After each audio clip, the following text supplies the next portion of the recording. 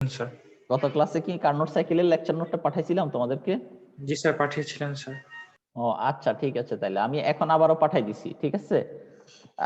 যারা পাও নাই, পাইছো সবাই মেবি, গত ক্লাস যেহেতু পড়াইতে পারি নাই ওই জন্য আমরা করতে কি বলে এই এখন আবার পাঠাই দিলাম, ঠিক আছে। কার্নোট সাইকেলের ক্ষেত্রে আমরা দেখো কার্নোট সাইকেলের যে অপারেশনটুকু আছে সেই জিনিসটুকুকে আমরা হাইলাইটেড করব। তার আগে কার্নোট সাইকেলটা কি, কার্নোট সাইকেলের কনস্ট্রাকশন পার্ট গুলা কি কি থাকে সেই জিনিসগুলো দেখবো, তারপর অপারেশনটা দেখবো। অপারেশন 4 স্টেপে হয়, সেই জিনিসটা তোমরা অলরেডি মেবি জানো না ইন্টারমিডিয়েটে। তোমরা ইন্টারমিডিয়েটে যেটা দেখছো এইচএসসি লেভেলে সেটা ছিল কি, তোমরা শুধুমাত্র একটা এরিয়াতে যতটুক কাজ হয় বলছো এটা হলো ফার্স্ট স্টেপের কাজ, এটা হলো সেকেন্ড স্টেপ, একটা এরিয়া ড্র করেছো, তারপরে সেখান থেকে সেকেন্ড স্টেপের কাজ, তারপর হলো থার্ড স্টেপের কাজ, ফোর্থ স্টেপের কাজ করছো, তাই না? এখন হলো এখনো সেম প্রসেস, তুমি বলবা যে এটাই হলো আইসোথার্মাল এক্সপেনশন বা isothermal compression, adiabatic expression, adiabatic compression, ঠিক এতটুকু এরিয়ার মধ্যে কাজ হয়। কিন্তু তার সাথে আগের থেকে এডিশনালি যেটা করতে হবে, এখন আমরা শিখে ফেলছি গত কয়েকটা ক্লাসে, যে কোনো একটা আইসোথার্মাল এক্সপেনশনে কি পরিমাণ কাজ হয় সেটাকে আমরা ক্যালকুলেট করে দেখাইতে পারি। এডিয়াব্যাটিক এক্সপ্রেশন বলো আর হলো এডিয়াব্যাটিক কম্প্রেশন বলো, সেই ক্ষেত্রে কি হয়, কতটুকু কাজ হয় সেই জিনিসটা আমরা কি করতে পারি, ক্যালকুলেট করে দেখিয়ে দিতে পারি, তাই না? এখন আমরা সেই জিনিসটুকু কি করব, দেখিয়ে দিব, ঠিক আছে, ক্যালকুলেট করে। তাইলে আসো আগে একটু দেখি আমরা কার্নোট সাইকেল পড়বো আমরা, ঠিক আছে।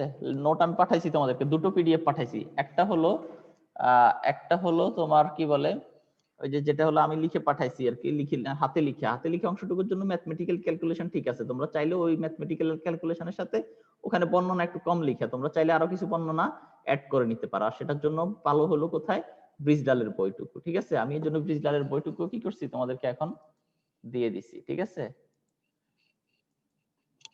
যে এই অংশটুকু তো হাতে লেখা অংশ, তাই না? কার্নোট সাইকেলটা কি, কার্নোট সাইকেলের অপারেশনটুকু কিভাবে হয় চারটা স্টেপে, এই যে আইসোথার্মাল এক্সপেনশনের ক্ষেত্রে, এডিয়াব্যাটিক এক্সপেনশনের ক্ষেত্রে, তারপর হলো আইসোথার্মাল কম্প্রেশনের ক্ষেত্রে, এডিয়াব্যাটিক কম্প্রেশনের ক্ষেত্রে আবার কার্নোট মেন পয়েন্টে ফিরে যায়, তাই না? কার্নোট সাইকেল একটা রিভার্সিবল কি সাইকেল, তাই তো। এখানে এইগুলা এই যে ম্যাথমেটিক্যালি ক্যালকুলেশন গুলা করা আছে। আর হলো এটাতে আরো ভালো, তোমরা যদি নিজেদের মতো করে নোট করলা সেটা সবচাইতে ভালো। এখানে তো এটা হলো কার্নোট সাইকেলটা কি, এটার বিভিন্ন কম্পোনেন্ট গুলা কি কি সেটা আমরা এখন আলোচনা করব। তারপর আসলো এই যে কার্নোট সাইকেলের অপারেশনটুকু দেখো, এই যে ম্যাথমেটিক্যাল অপারেশন তো আছেই, তার আগে তুমি চাইলে একটু বর্ণনা আরো, আমি তো এক লাইন দুই লাইন লিখে দিয়েছি, তোমরা চাইলে এখান থেকে আরেকটু বর্ণনা নিতে পারো। এই যে বর্ণনা নিয়ে তারপর ম্যাথমেটিক্যালি ক্যালকুলেশনটুকু করতে পারো, তারপরে বর্ণনা নিয়ে ম্যাথমেটিক্যালি ক্যালকুলেশন গুলো আমার ওখানেই করা আছে, জাস্ট এখানে বর্ণনা আরেকটু পড়ে দেখতে পারো ভালোভাবে। ওখানে তো জিস্ট পার্টটুকু কি করা আছে, লিখে আছে, ঠিক আছে। আমরা এগুলো আলোচনা করব, আমি সবই বলে দিব এখন একটু পরেই, ঠিক আছে। এটা পড়তে স্টেপে কাজ হওয়ার পরে তারপরে একটা ম্যাথমেটিক্যালি সিম্পলিফাই করে আমরা টোটাল ওয়ার্ক ডানটুকু বের করব। আমরা শুধু আজকে এতটুকুই পড়বো, ঠিক আছে। কার্নোট সাইকেলটা কি, কার্নোট সাইকেলের কনস্টিটিউয়েন্ট পার্টগুলা কি কি পার্টগুলো থাকে সেগুলো, তারপর হলো এই যে কার্নোট সাইকেল কিভাবে অপারেট করে, ঠিক আছে, অপারেশনটুকু।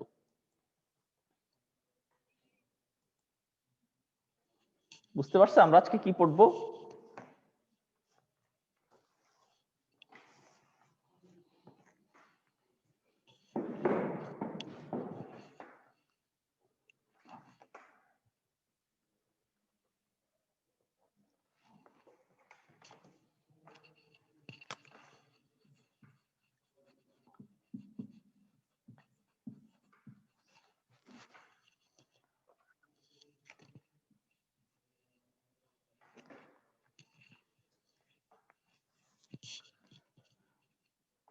সবাই বোর্ড দেখতে পাচ্ছ তো না?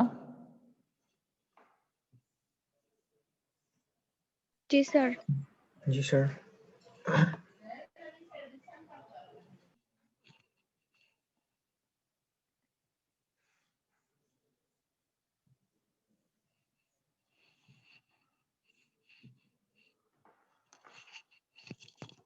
পুরো বোর্ড দেখা যায়?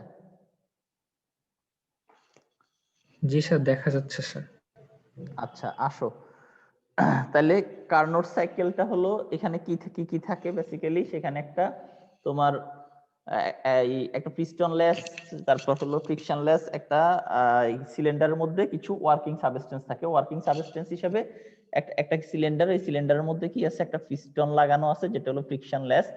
এই কি করে, এই সিলিন্ডারের মধ্যে কি করা হয়, এই সিলিন্ডারের মধ্যে কি ওয়ার্কিং সাবস্টেন্স গুলো থাকে। ওয়ার্কিং সাবস্টেন্স হিসেবে সাধারণত কি করা হয়, তোমার এই আইডিয়াল গ্যাসে কি করা হয়, রাখা হয়। তারপর হলো এটা যে নিচের পার্টটুকু বাদ দিয়ে আর বাকি এই যে উপরের পার্ট, এই পার্টটুকু, এই অংশটুকু, এই অংশটুকু, এই তিনটা অংশ কি করা হয়, এগুলো হলো কি থার্মালি কি তোমার মানে হলো ইনসুলেটরের পার্ট নিয়ে তৈরি করা হয়। আর শুধুমাত্র এটা হলো নিচের অংশটুকু হলো কন্ডাক্টিং পার্ট নিয়ে তৈরি করা হয়। তারপরে এই যে তোমার সিলিন্ডারটা আছে with working containing working substance, এটাকে কি করা হয় অপারেশনের ক্ষেত্রে, আমরা তিনটা পার্ট থাকে। একটা হলো কন্ডাক্টিং সোর্স,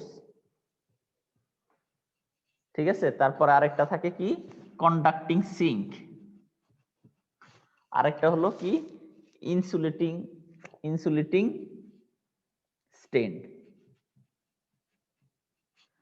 ঠিক আছে। এগুলোর মধ্যে রাখা হয়। এই রাখার ফলে কি হয়, একটা পূর্ণ চক্র কার্নোট সাইকেলটা সম্পূর্ণ হয়। তাহলে কার্নোট সাইকেলটা হলো কি এমন একটা সাইকেল যেখানে ওয়ার্কিং সাবস্টেন্স হিসাবে আইডিয়াল গ্যাসকে রাখা হয়, যেটা একটা কি করা হয় পর্যায়ক্রমিক ভাবে কি হয় আইসোথার্মাল এবং এডিয়াবেটিক কি কম্প্রেশন এবং আইসোথার্মাল এবং এডিয়াবেটিক কি আইসোথার্মাল এবং এডিয়াবেটিক প্রথমে হয় এক্সপেনশন, তারপরে হবে আইসোথার্মাল এবং এডিয়াবেটিক কম্প্রেশনের মধ্য দিয়ে সেটা কি করবে তার ইনিশিয়াল স্টেটে ফিরে আসে, ঠিক আছে। তাহলে আসো, কার্নোট সাইকেল কি আসলে বাস্তব পক্ষে পাওয়া যায়? এভাবে কি অপারেশন কি সম্ভব? জি না স্যার, এটা হ্যাঁ, বাস্তবে পাওয়া হ্যাঁ, এটা কোনোভাবেই কি না সম্ভব না। কেন সম্ভব না? কারণ দেখো সেকেন্ড ল অফ থার্মোডাইনামিক্স যেখানে আমরা পড়া শুরু করেছি সেখানে কি পড়লাম, তাপকে সম্পূর্ণভাবে কি করা যায় না, কাজে কনভার্ট করা যায় না, ঠিক আছে। তাপকে কাজে কনভার্ট করতে গেলে কি হয়, কিছু অংশ কি করা হয় এন্ট্রপিতে কনভার্টেড হয়ে যায়, তাই তো, আর বাকিটা কাজে রূপান্তরিত হয়। তাইলে দেখো এই জন্য আমরা এর আগে ক্লাসে পড়ছিলাম, তোমাদের পড়ছি না প্রত্যয় রিভার্সিবল প্রসেস আর ইরিভার্সিবল প্রসেস পড়ছিলাম আমরা।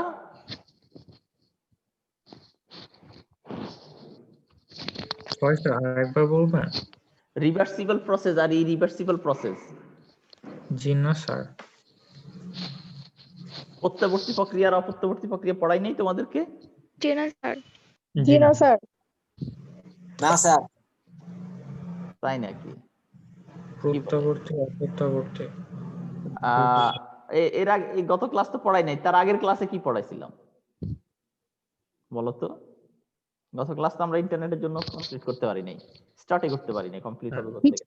আগের ক্লাস সিপিবি CP is greater than CB.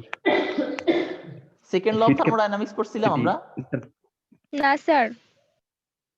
কি বলে, তোমরা তো অনেক পিছায় আছো। তাইলে আমি তো তোমাদেরকে অনেক দূর নিয়ে আসছি, আমি তো মনে করছি তোমরা অনেক দূরে চলে গেছো অন্য সেকশনের সাথে। সেকেন্ড ল অফ থার্মোডাইনামিক্স আমরা পড়ি নাই? জি না স্যার। Sure তুমি? পড়ছি স্যার। স্যার পড়ছি স্যার, ওইগুলো পড়া হয়েছে, কিন্তু স্যার প্রত্যাবর্তী অপ্রত্যাবর্তী এটা পড়ানো হয়নি। লাস্ট ক্লাসে হচ্ছে সিপি সিবি চেয়ে কেন বড়, এটা সম্পর্ক, এগুলো পড়া হয়েছিল স্যার। না, ওগুলো তো ফার্স্ট ল অফ থার্মোডাইনামিক্স এ পড়াশোনা।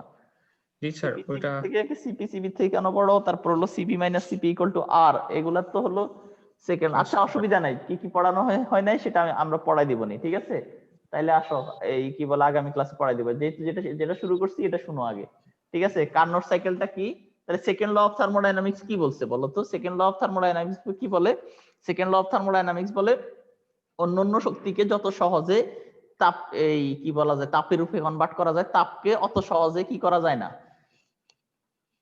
কাজে রূপান্তর করা যায় না, বা অন্য কোনো শক্তিতে কি করা যায় না, এত সহজে রূপান্তর করা যায় না। যেমন তাপকে যদি তুমি অন্য কোনো একটা শক্তিতে কি করতে যাও, রূপান্তর করতে যাও, তার কিছু অংশ কি হবে, কিছু অংশ এন্ট্রপি হয়ে যাবে, তাই না?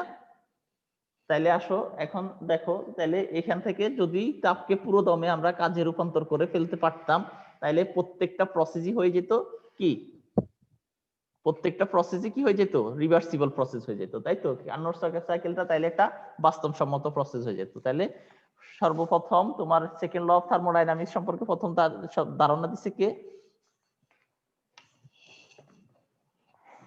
একটু বলে দিলেই তোমাদের হয়ে যাবে, পরে আমি আগামী ক্লাসে তোমাদের এটা পড়াই দেবো।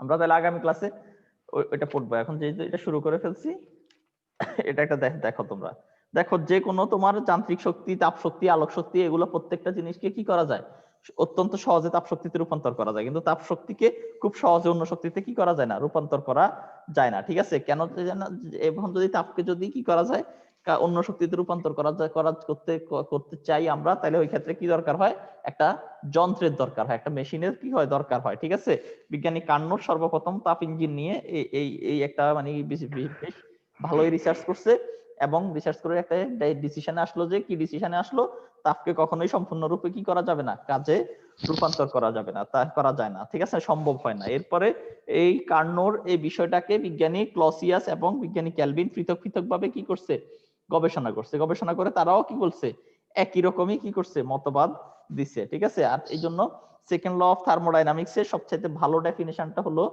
বিজ্ঞানী ক্লসিয়াসের ডেফিনেশনটা। ঠিক আছে, আমরা যে ফার্স্ট ল এর একটা ডেফিনেশন শিখলাম না, DQ equal to DU plus DT, কি বলে, ডিটি, তাই না, ডিডব্লিউ ডিকিউ ইকুয়াল টু কি, ডিইউ প্লাস কি, ডিডব্লিউ, মনে আছে কিনা তোমাদের, যে DW, জি ডেফিনেশনটা স্যার। শিখছিলাম, ওইটা কাজ ছিল বলো তো, জি স্যার। ক্লসিয়াসের ছিল, তাই তো। এখানেও সবচেয়ে ভালো ডিফাইন করছে কে, ক্লসিয়াস কি বলছে, সবাই একই কথা বলছে, মানে প্রথম কার্নই কথাটা বলছে যে তাপকে যদি অন্য শক্তিতে রূপান্তর করতে যাই আমরা, কি দরকার হয়, একটা কি হয়, যন্ত্রের দরকার হয়, একটা মেশিনারিজ কি দরকার হয়। ঠিক আছে, without help of the any machinery system তাপকে কি করা যাবে না, কাজে বা অন্য কোনো শক্তিতে রূপান্তর করা যায় না। তবে যে পরে ক্লসিয়াস এবং এই ক্যালভিন কার্নোর এই বিষয়টা নিয়ে কি করছে, যথেষ্ট গবেষণা করছে, এবং আলাদা আলাদা ভাবে ওরা সবাই প্রস্তাবনা করছে। এই প্রস্তাবনার মধ্যে ক্লসিয়াসের কি প্রস্তাবনাটা অত্যন্ত নিখুঁত এবং উন্নত বলে গণ্য করা হয়েছে। ক্লসিয়াস কি বলছে, ক্লসিয়াস বলছে বাহিরের কোনো শক্তির সাহায্য ছাড়া কি করা যাবে না, বাহিরের কোনো শক্তির সাহায্য ছাড়া কোনো স্বয়ংক্রিয় যন্ত্রের পক্ষে নিম্ন তাপমাত্রার কোনো বস্তু হতে উচ্চ তাপমাত্রার বস্তুতে তাপের স্থানান্তর করা সম্ভব হয় না। মানে হলো সহজভাবে যদি আমরা এটা বলতে যাই, সেটা হলো কি, তাপ নিজে নিজে কখনো শীতল বস্তু থেকে উষ্ণ বস্তুতে কি হবে না, প্রবাহিত হবে না। ঠিক আছে, একইভাবে এগুলোর মধ্যে এখানে কি করছে, ক্যালভিনও এটা সম্পর্কে স্টেটমেন্ট দিচ্ছে, তারপর হলো প্লাঙ্ক দিচ্ছে, তারপর হলো কার্নো দিচ্ছে। ঠিক আছে, সবারই কি হয়েছে, মূল ভাবটা সবারই একই জিনিস। ঠিক আছে, এখন আসো, এই যে দুইটা প্রক্রিয়া আছে, একটা প্রক্রিয়া তাপকে যদি আমরা, এই কথা বলতেছো কে, তাপকে যদি কি করা হয়, কাজে কনভার্ট হয়ে যেতে পারতো পুরাটাই, তাপটা যদি পুরার দমে কি হয়ে যেত, মানে কাজে রূপান্তরিত হয়ে যেত, তাহলে আমরা কি করতে পারতাম, যে প্রসেসটা পাইতাম সেটা কি হইতো, রিভার্সিবল প্রসেস। রিভার্সিবল আর ইরিভার্সিবল নাম তো তোমরা শুনছো, তাই না, প্রত্যাবর্তী প্রক্রিয়া আর একটা হলো কি, অপ্রত্যাবর্তী প্রক্রিয়া, তাই তো। প্রত্যাবর্তী প্রক্রিয়াটা কি, প্রত্যাবর্তী প্রক্রিয়া হলো যে প্রক্রিয়া কি করে, বিপরীতমুখী হয়েও প্রত্যাবর্তন করতে করে, এবং সম্মুখ ও বিপরীতমুখী পরিবর্তনের প্রতি স্তরে তাপ ও কাজের ফলাফল কি করবে, সমান এবং বিপরীতমুখী হয়, সেটাকে বলা হচ্ছে কি, রিভার্সিবল প্রসেস। নাম শুনছো তো তোমরা না, প্রত্যাবর্তী প্রক্রিয়া আর অপ্রত্যাবর্তী প্রক্রিয়া। জি স্যার। হ্যাঁ, জি স্যার। তাইলে প্রত্যাবর্তী প্রক্রিয়াটা হলো কি, যে প্রক্রিয়া কি হয়, বিপরীতমুখী হয়েও কি করে, প্রত্যাবর্তন করে, এবং সম্মুখ ও বিপরীতমুখী পরিবর্তনের প্রতি স্তরে তাপ এবং কাজের ফলাফল কি হবে, সমান এবং বিপরীতমুখী হবে। এই প্রক্রিয়াটাকে বলা হচ্ছে কি, প্রত্যাবর্তী প্রক্রিয়া। মানে হলো এইরকম, একটা স্টেট থেকে কি করলো, একটা এই পয়েন্ট থেকে যাত্রা আরম্ভ করলো, একটা কি হলো, এই আবার এখানে গেল, আবার এখানে গেল, আবার এখানে গেল। দেখো, এটা হলো সম্মুখমুখী, এটা সম্মুখমুখী, এটা বিপরীতমুখী, এটা কি হলো, বিপরীতমুখী, তাই তো। এটা যদি, এটা কি হলো, এটা হলো একটা সমষ্ণ কি, প্রসারণ, তারপর হলো রুদ্ধতাপীয় প্রসারণ, তারপরে হলো কি, এই যে সমষ্ণ সংকোচন, রুদ্ধতাপীয় সংকোচনের মধ্য দিয়ে আবার তার ইনিশিয়াল পয়েন্টে কি করলো, ফিরে আসলো। তাইলে সেটা হলো কি, প্রত্যাবর্তী প্রক্রিয়া। আর হলো প্রত্যাবর্তী প্রক্রিয়াগুলো হলো কোনগুলো, খুব ধীরে সংগঠিত সমষ্ণ প্রক্রিয়া, তারপর হলো রুদ্ধতাপীয় প্রক্রিয়ার যে প্রসেস গুলো আছে, এগুলাকে বলা হচ্ছে কি, এগুলো হলো এক একটা তোমার এই রিভার্সিবল প্রসেস। বাস্তব ক্ষেত্রে আসলে প্রত্যাবর্তী প্রক্রিয়ার উদাহরণ দেওয়া কিন্তু কি সম্ভব না, তবে কিছু কিছু প্রক্রিয়া আছে যেগুলাকে আপাতত ভাবে আমরা কি করতে পারি, আহ এই প্রত্যাবর্তী হিসেবে নিতে পারি, সেগুলো হলো এই একটা হলো এগুলাই যে খুব ধীরে ধীরে ধীরে ধীরে ভাবে সংগঠিত আইসোথার্মাল প্রসেস এবং এডিয়াবেটিক যে প্রসেস গুলো আছে এগুলাকে আমরা কি করতে পারি, এই এই কি বলে প্রত্যাগামী প্রক্রিয়া করতে পারি। কারণ যদি সবগুলা যদি রিভার্সিবল প্রসেস হতো তাহলে তাপকে কমপ্লিটলি কাজে রূপান্তর করে ফেলা যেত। আর অপ্রত্যাগামী প্রক্রিয়াটা হলো কি, যে প্রক্রিয়া কি করে সম্মুখমুখী হওয়ার পরেও কি করে বিপরীতমুখী হয়ে প্রত্যাবর্তন করে, মানে হলো যে প্রক্রিয়াতে কি করবে, যে প্রক্রিয়া বিপরীতমুখী হয়েও প্রত্যাবর্তন করতে পারে না, ঠিক আছে, এই সেই বিক্রিয়াগুলোকে বলা হচ্ছে ইরিভার্সিবল কি প্রসেস, ঠিক আছে, যেখানে প্রত্যেকটা কি সম্মুখ এবং বিপরীতমুখী পরিবর্তনের প্রতি স্তরে তাপ এবং কাজের ফলাফল কি সমান এবং বিপরীতমুখীও হয় না, ঠিক আছে। এগুলো হলো ইরিভার্সিবল প্রসেস। ইরিভার্সিবল প্রসেস গুলো কোনগুলো, আমাদের যে ফ্রিকশনাল ইয়াগুলো আছে, ফ্রিকশনাল যে তোমার ফোর্সটা আছে সেটা একটা ইরিভার্সিবল প্রসেস। তারপরে হলো তোমার বৈদ্যুতিক তারের মধ্য দিয়ে যে বিদ্যুৎ প্রবাহিত হলে তাপ সৃষ্টি হয়, সেটা একটা কি, সেটা একটা ইরিভার্সিবল প্রসেস, ঠিক আছে। বন্দুক হতে গুলি ছুটলে কি হয়, বারুদের বিস্ফোরণ হয়, ঠিক আছে। বন্দুক থেকে আমরা যখন গুলি ছুটি সেক্ষেত্রেও কি হয়, বারুদের বিস্ফোরণ হয়, সেটা একটা ইরিভার্সিবল প্রসেস, ঠিক আছে। প্রত্যাগামী প্রক্রিয়াগুলো খুব ধীরে ধীরে সংগঠিত হয়। এই ক্ষেত্রে হলো কি, যে ইনিশিয়াল পয়েন্ট থেকে এটা যায়, তারপর হলো কর্মশীল সংস্থান যেটা আছে, মানে ওয়ার্কিং যে সাবস্টেন্সটা আছে সেটা আবার কি করে তার ইনিশিয়াল স্টেটে কি করে আসে, ফিরে আসে, এবং এই প্রসেসটা খুবই কি করে ধীরে ধীরে হয়। আর এটা একটা স্পন্টেনিয়াস প্রক্রিয়া না, মানে স্বতঃস্ফূর্ত ভাবে এটা ঘটতে পারে না, এটাকে স্টেপ বাই স্টেপ সংগঠিত করতে হয়। তারপরে হলো এই ক্ষেত্রে যেহেতু খুবই ধীরে ধীরে এবং মানে স্বতঃস্ফূর্ত না, মানে স্টেপ বাই স্টেপ এটাকে সমষ্ণ বা রুদ্ধতাপীয় সংকোচন প্রসারণের মধ্য দিয়ে সংগঠিত হচ্ছে, এক্ষেত্রে কি হয়, তাপগতীয় সাম্য অবস্থা বজায় রাখে, ঠিক আছে।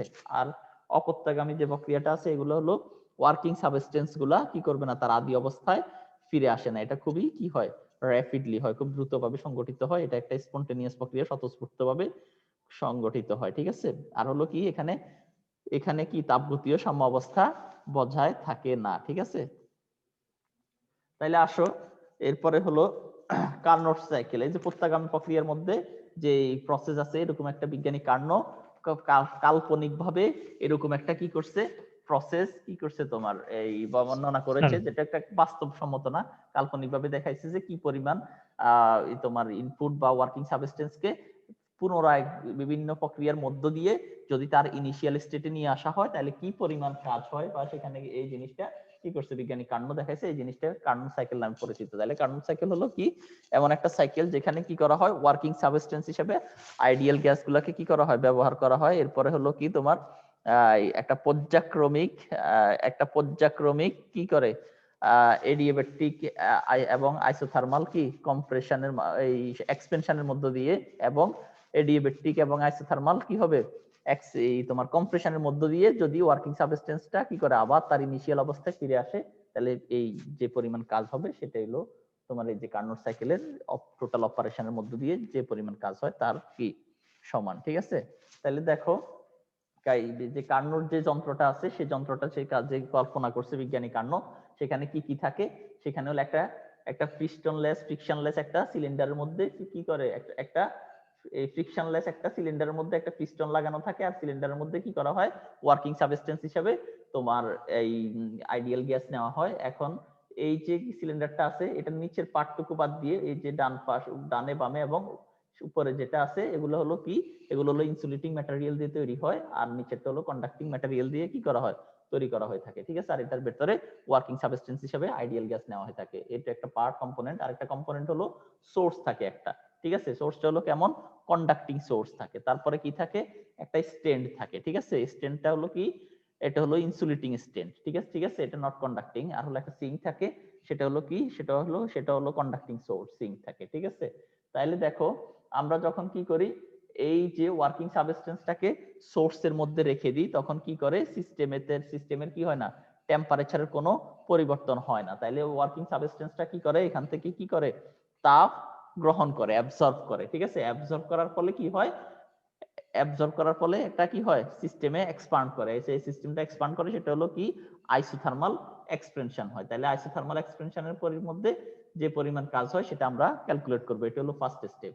তারপরে হলো সেকেন্ড স্টেপ হলো এই যে এটাকে আমরা কি বলে ওয়ার্কিং সাবস্টেন্সকে আমরা কি করব ইনসুলেটিং স্ট্যান্ডের মধ্যে রাখবো, যেখানে কি করবে না সিস্টেম ইনসুলেটিং স্ট্যান্ডের মধ্যে রাখবো, যেখানে সিস্টেম কি করবে না, সিস্টেম কোনো হিট কি করবে না, অ্যাবজর্ব করবে না, রিজেক্টও করবে না। ঠিক আছে, তাহলে এতে করে কি হবে, রুদ্ধতাপীয় এডিয়াবেটিক এক্সপেনশন হবে। এতে করে কি হবে, এডিয়াবেটিক এক্সপেনশন হবে। তাইলে কিন্তু এই এডিয়াবেটিক এক্সপেনশন হওয়ার সাথে সাথে এখানে যেটা হবে, দেখো ফার্স্ট স্টেপটা ঠিক এইভাবে ছিল।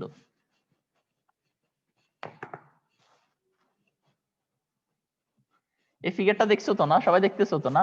এই যে ইনিশিয়াল পয়েন্ট যদি এ বিন্দু হয়, মুছে আরেকটু বড় করে রাখবো নাকি, P1 B1 আর এটা হলো B, এটা হলো এখানে সিস্টেম যদি Q1 তাপ এখান থেকে গ্রহণ করে, যেখানে টেম্পারেচারের কোনো কি হবে না, মানে যখন তুমি কি করলা এই ওয়ার্কিং সাবস্টেন্সটাকে সোর্সের উপর রাখলা, তাইলে এক্সপান্ড করে এ থেকে কি করলো বি তে আসলো, তাই তো?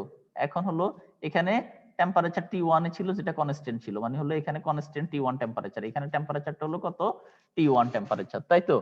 তারপরে দেখো এখন যদি কি হয়, এই যে ইনসুলেটিং কি করলা স্ট্যান্ডের মধ্যে ওয়ার্কিং সাবস্টেন্সটাকে রাখলা, রাখার ফলে কি হলো সিস্টেম কি করবে না, হিট অ্যাবজর্বও করবে না, রিজেক্টও করবে না। তবে কি হবে, তাইলে তো আমরা first law of thermodynamics in case of adiabatic প্রসেসে পড়ছিলাম, তোমাদের মনে আছে কিনা? কি পড়ছিলাম, যখন রুদ্ধতাপীয় কি হবে সংকোচ হয়, প্রসারণটা হয়, বোর্ড দেখতেছো তো না, এরকম ছিল না, dq equal to du plus dw, তাই তো?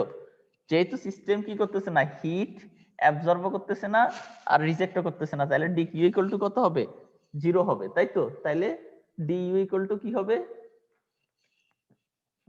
du equal to minus dw। দেখো এখানে যে পরিমাণ কাজ সম্পাদিত হচ্ছে, এটা কিন্তু সিস্টেম নিজে নিজে কাজ করতেছে।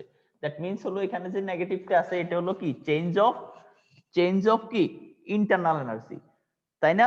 চেঞ্জ অফ ইন্টারনাল এনার্জি কি হবে, নেগেটিভ হবে, আর ইন্টারনাল এনার্জি নেগেটিভ হওয়ার কারণে কি হবে, টেম্পারেচার কি করবে, ডিক্রিসেস করবে। তাইলে এই যে এডিয়াবেটিক রুদ্ধতাপীয় প্রসারণের মধ্য দিয়ে T1 টেম্পারেচার কি করবে, ডিক্রিস করতে করতে করতে করতে করতে করতে এই যে যখন সি পয়েন্টে চলে আসবে, তখন সেই টেম্পারেচার হয়ে যাবে কত, T2 টেম্পারেচার হয়ে যাবে। ঠিক আছে, তারপরে আসো আমরা এবার এই যে ওয়ার্কিং সাবস্টেন্সটা আছে, এই ওয়ার্কিং সাবস্টেন্সটাকে আমরা কি করব, কন্ডাক্টিং সিঙ্কের মধ্যে রাখবো। সিঙ্কের বাংলা কি বলতো? স্যার গামলা টাইপের।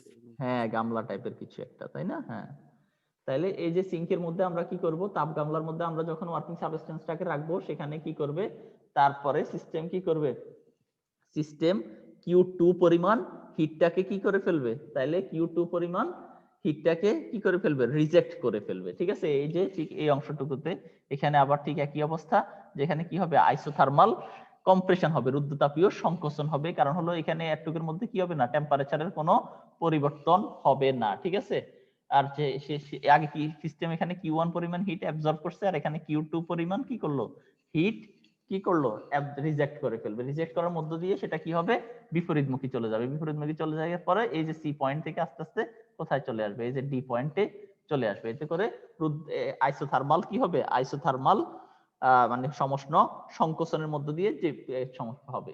তারপরে আবার আসো, তারপরে হলো আমাদের কি হবে, তারপরে আমরা আবার কি করলাম, এই যে ওয়ার্কিং সাবস্টেন্সটাকে আবার কি হবে, একটা চক্রটা সম্পূর্ণ করার জন্য আমরা আবার কি করলাম, এটাকে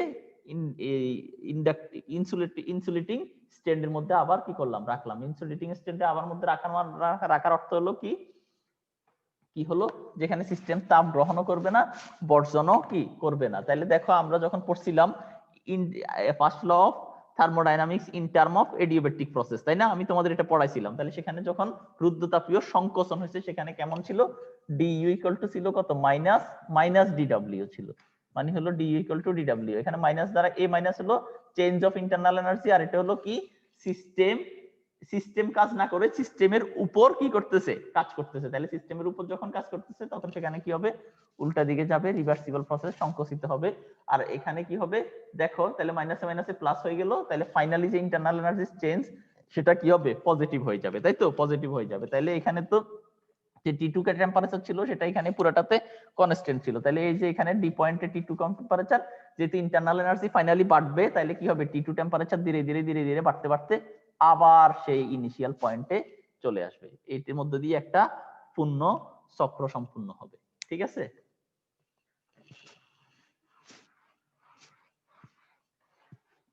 তাহলে এই যে একটা টোটাল পূর্ণ চক্র যেটা সম্পূর্ণ হবে সেটা তোমরা ইন্টারমিডিয়েটে শুধু একটুকি পড়ছিলা। জি স্যার, ক্ষেত্রফল হ্যাঁ, এরকম। এখন তোমরা এই যে এ বি সি ডি, তাহলে এটারে যদি আবার আমরা একটু পার্ট করে করে দেখাই, তাই না? ই এফ জি এইচ, তোমরা কি করছো তাইলে প্রথম যে বলছো যে এ বি, প্রথম যে কি হলো আইসোথার্মাল এক্সপেনশন হলো, রুদ্ধতাপীয় প্রসারণ হলো, সেখানে কি করলো এ বি আর হলো জি ই এরিয়ার মধ্যে যে পরিমাণ কাজ হয়েছে ততটুকু, এতটুকু বলে তোমরা কি করে দিছো, শেষ করে দিছো, তাই তো? তাই না তানবীর, শুনতে পাচ্ছো? জি স্যার, শুনতে পাচ্ছি স্যার। হ্যাঁ, তাহলে স্যার এখানে একটু পরে আসতেছে তো এই জন্য স্যার, আমার ইয়েটা পরে যাচ্ছে স্যার, একটু 1-2 সেকেন্ড পরে যাচ্ছে স্যার। আচ্ছা আচ্ছা, বাকিরা শুনতে পাচ্ছ? দেখো তোমরা ইন্টারমিডিয়েটে এই কাজটা করছো না? এই যে প্রথমটা যেটা হলো একটা রুদ্ধতাপীয় সংকোচন, সেখানে যে পরিমাণ এ বি জি ই, মানে যে এরিয়াটা দেখাইছো ওই এরিয়ার মধ্যে আমি দেখালাম এ বি জি ই দেখালাম, এটা এই এরিয়ার মধ্যে যে পরিমাণ কাজ হচ্ছে ততটুকু, তাই তো? এখন আমাদের যেটা আরেকটি, এখন আমাদের যেটা বেশি করতে হবে, সেখানে আমাদের বেশি করতে হবে কি, যেহেতু রুদ্ধতাপীয় প্রক্রিয়াতে কতটুক পরিমাণ কাজ হয়, তাহলে আমরা যদি এখানে পয়েন্টটা দেখাই, এ মানে হলো P1 V1, এটা হলো P2 V2, তাই তো? এটা হলো সি মানে হলো P3 V3, আর এটা হলো ডি মানে হলো P4 V4। তাহলে এই যে যখন এডিয়াবেটিক কি হলো এক্সপেন্ড করলো, সরি এডিয়াবেটিক না, আইসোথার্মাল এক্সপেন্ড করলো, এক্সপেন্ড করার পরে ভলিউমটা B1 থেকে B2 পয়েন্টে গেল, তাইলে এই যে রুদ্ধতাপীয় কি হলো, রুদ্ধতাপীয় বলি সমষ্ণ যে প্রসারণটুকু হলো, এই প্রসারণের কাজের পরিমাণ আমরা এখন ক্যালকুলেট করব। তাইলে বিষয়টা আমাদের জন্য অনেক ইজি না? কিভাবে ইজি? সেটা হলো এই যে আমরা জানি রুদ্ধতাপীয় প্রক্রিয়াতে এই কাজের পরিমাণ কত, আমরা তো এটা জানি, এই যে পিডিবি, তাই না? কয়েকদিন আগে আমরা এটা ক্যালকুলেট করলাম না যে কোনো কিছু, তাহলে সেটা পিবি ইকুয়াল টু কত, পিবি ইকুয়াল টু আরটি। কারণ এই যে দেখো ফার্স্ট যে প্রসেসটা ছিল এখানে কি ছিল, টেম্পারেচার কনস্ট্যান্ট ছিল, তাই না? শুধুমাত্র কারণ এই প্রসেসটা কিভাবে হয়েছে, এই প্রসেসটা তো এটাই, যখন ওয়ার্কিং সাবস্টেন্সটাকে আমরা সোর্সের মধ্যে রাখছি, যেখান থেকে কি করলো ওয়ার্কিং সাবস্টেন্সটা কি করলো হিট অ্যাবজর্ব করেছে, যেখানে তাপমাত্রার কোনো কি হয় না, পরিবর্তন হয় না। পিবি ইকুয়াল টু আরটি, তাহলে আর এবং টি বোথ আর কনস্ট্যান্ট, তাই তো? তাহলে V1 V2 PB equal to কত, আরটি বাই কত হবে, BP equal to RT by B হবে না এবার, ডিবি, তাই তো? বুঝতেছো সবাই? জি স্যার।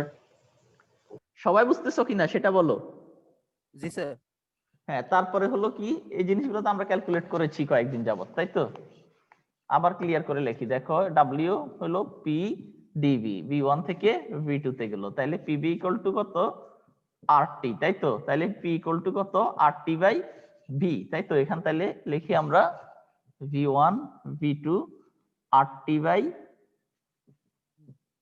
V DB. তাহলে এরপরে দেখো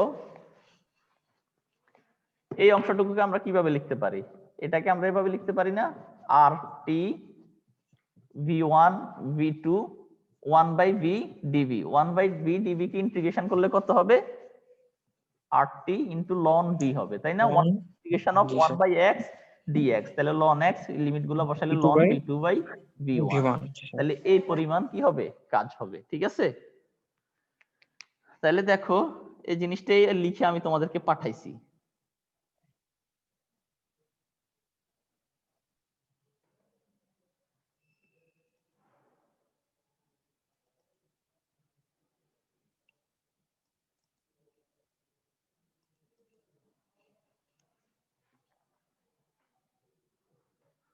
তাহলে ওই যে কার্নোট সাইকেলটা কি, এখানে যে ডেফিনেশন লিখে আছে, তারপর কার্নোট সাইকেলের কনস্টিটিউয়েন্ট পার্ট গুলো, কম্পোনেন্ট গুলো কি, ওটা আমি দেখো তোমাদেরকে দুইটা ফাইল পাঠাইছি আজকে, ঠিক আছে? ক্লাস শুরুর ঠিক 2 মিনিট আগে। সেখানে ওই যে সিইং সোর্স, ওয়ার্কিং সাবস্টেন্স, এগুলো সব লিখে আছে, ওই বর্ণনাটা শিখে নিবা, ঠিক আছে? ফিগারও দেওয়া আছে আমি যেভাবে আঁকছি। তাহলে আমরা আসো অপারেশন টুকুতে যাচ্ছি। অপারেশনে যে প্রথম এ থেকে বি তে যে আইসোথার্মাল এক্সপেনশন টুকু হয়েছে ফার্স্ট স্টেপে, এ থেকে বি তে যাওয়ার কারণে সে পরিমাণ কাজের পরিমাণ এই যে এভাবে তোমরা কি করবা, W1 পরিমাণ কাজ এটা বের করবা। এই যে আমরা একটু আগে বের করলাম, সবাই দেখছো? এই যে আমার যে পিডিএফটা এখন মাউস যেখানে আছে দেখতেছো তো না? জি স্যার। জি হ্যাঁ, স্যার। তারপর জি আসো স্যার। এতটুক। তাহলে ফার্স্ট স্টেপ বুঝতে তো কারো কোনো অসুবিধা নাই, আছে? জি না স্যার। ওকে, তাহলে আমরা এবার জি, স্যার। সেকেন্ড স্টেপে যাই। সেকেন্ড স্টেপ কোথায়? যেখানে আমরা কি করছি, ওয়ার্কিং সাবস্টেন্স টুকুকে আমরা কোথায় রাখছি? ওয়ার্কিং সাবস্টেন্স টুকুকে আমরা ইনসুলেটিং স্ট্যান্ডের মধ্যে রাখছি, যেখানে কি হবে না, সিস্টেম হিট কি করবে না, অ্যাবজর্ব করবে না, রিজেক্টও করবে না। তাই তো? সিস্টেম কি করবে না, অ্যাবজর্ব করবে না, কি করবে না, রিজেক্টও করবে না। ঠিক আছে? তারপরে তাহলে কি হবে? তাহলে সেখানে কি হবে? তাহলে সেখানে হবে ঠিক এইরকম। দেখো, বোর্ডও দেখবা তোমরা এট এ টাইম, এখানেও দেখবা। ঠিক আছে? পিডিএফ ফাইলটাও দেখো সেকেন্ড স্টেপে। তাহলে ডি কিউ ইকুয়াল টু, দেখো তাহলে এখানে কি হচ্ছে, রুদ্ধতাপীয় প্রসেসটা কিভাবে হচ্ছে, যেহেতু কি হবে, ডি কিউ ইকুয়াল টু কি ছিল বলো, D U plus D W, তাই না? তাহলে এখানে যেহেতু সিস্টেম হিট অ্যাবজর্ব করতেছে না, রিজেক্ট করতেছে না, এই যে ডি কিউ সমান কি হবে, 0 হবে। তাহলে আমরা লিখতে পারবো কত, D U equal to minus D W, du equal to minus dw। এই যে এখানে কিন্তু সিস্টেম নিজে নিজে কাজ করতেছে, তাইলে সেই ক্ষেত্রে এটা পজিটিভ, এই মাইনাসটা হলো চেঞ্জ অফ ইন্টারনাল এনার্জি। ঠিক আছে? তাহলে কি হবে, ইন্টারনাল এনার্জি কি করবে, কমতে আছে। আর ইন্টারনাল এনার্জি কমতে আছে মানে হলো কি, ইন্টারনাল এনার্জি কমতেছে মানে হলো টেম্পারেচারটাও কি করতেছে, ডিকে করতেছে। তাহলে সেটা যদি আমরা কার্নোট সাইকেলের কার্ভে দেখি, কার্ভে দেখলে সেটা হয় এই রকম, তাই না? কার্ভে দেখলে এই যে ঠিক এই পয়েন্ট থেকে টেম্পারেচারটা কি করবে, কমতে কমতে কমতে কমতে, এখানে তো T1 টেম্পারেচার পুরোটা কি ছিল, কনস্ট্যান্ট ছিল। এখানে টেম্পারেচার T1, এই T1 টেম্পারেচার কমতে কমতে কমতে কমতে যখন এখানে আসলো, সি পয়েন্টে আসলো, সেখানে কি হলো, T2 টেম্পারেচারে হলো। তাইলে এখানে বি তে যদি পয়েন্ট হয় P2 B2, আর এটা সি তে যদি হয় কত, P3 PB এর কোঅর্ডিনেশন, ঠিক আছে? তাহলে P3 B3, তাই তো? তাইলে সেকেন্ড স্টেপ, তাহলে আমাদের সেকেন্ড স্টেপে কি হবে, রুদ্ধতাপীয় প্রসারণের জন্য কৃত কাজের পরিমাণ আমরা এখন কি করব, বের করব, তাই না? তোমরা ইন্টারমিডিয়েটে কি করছো, শুধু ওই এরিয়া ড্র করে দিছো। এই যে এরিয়া ড্র করছো, এখান থেকে একটুক, এখান জি থেকে স্যার, একটুক, এরিয়া ড্র করছি। বলছো এই এরিয়াতে যতটুকু কাজ জি স্যার। হচ্ছে ততটুকু, তাই না? জি এখন স্যার, এই যে আবদ্ধ।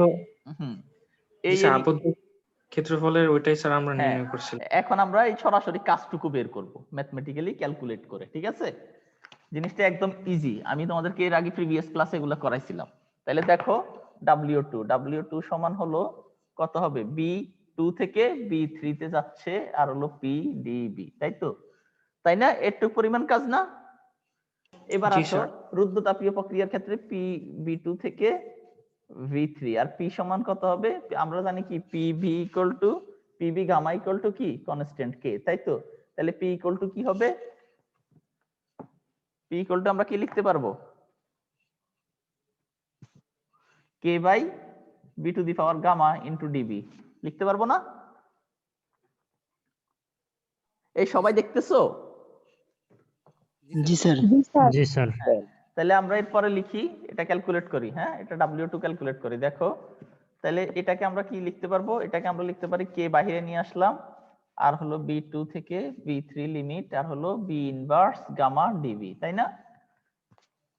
এরপরে আসো এটাকে তাহলে এটা এখানে ইন্টিগ্রেশন কিভাবে হবে, এখানে ইন্টিগ্রেশন কিভাবে হবে বলো না? এখানে ইন্টিগ্রেশনের কোন সূত্রটা হবে?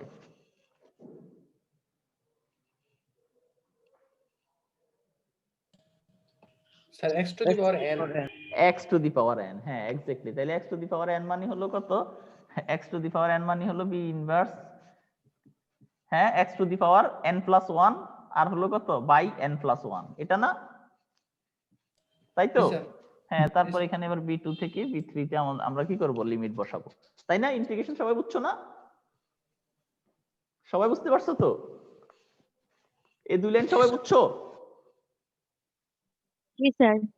ওকে, তাহলে এবার এটাকে যদি আমরা কি করি, লিমিট আকারে বসাই, তাহলে আমরা সরাসরি এইভাবে লিখতে পারি, তাই তো? কে তো থাকলো, আর B2 মাইনাস, এটা ছিল এরকম, নিচে ছিল কত, গামা মাইনাস 1, তাহলে সেটার 1 মাইনাস গামা লিখলাম, তাই তো?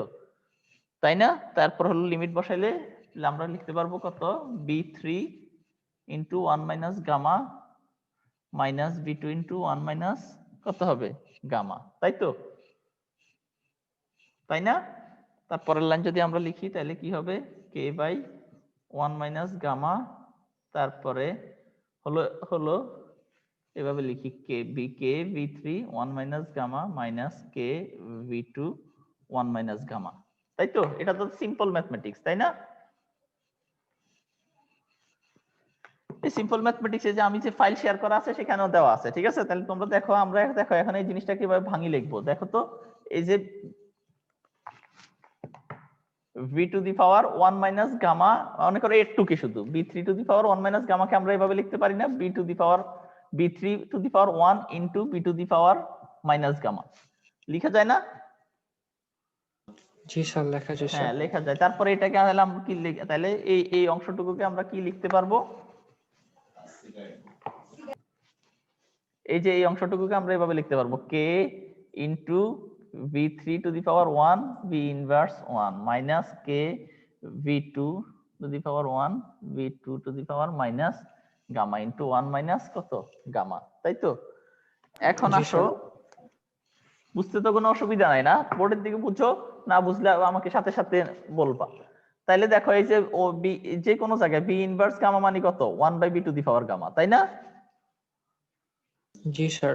হ্যাঁ, এবার আমরা এই ফর্মুলাটাকে কি করি, অ্যাপ্লাই করি, ঠিক আছে? তাইলে এখানে থাকলো কে বাই 1 মাইনাস গামা, আর এখানে লিখলাম, তাইলে তাইলে দেখো তো এই অংশটুকু একটু আমি কিভাবে সিম্পলিফাই করে সবাই একটু দেখো।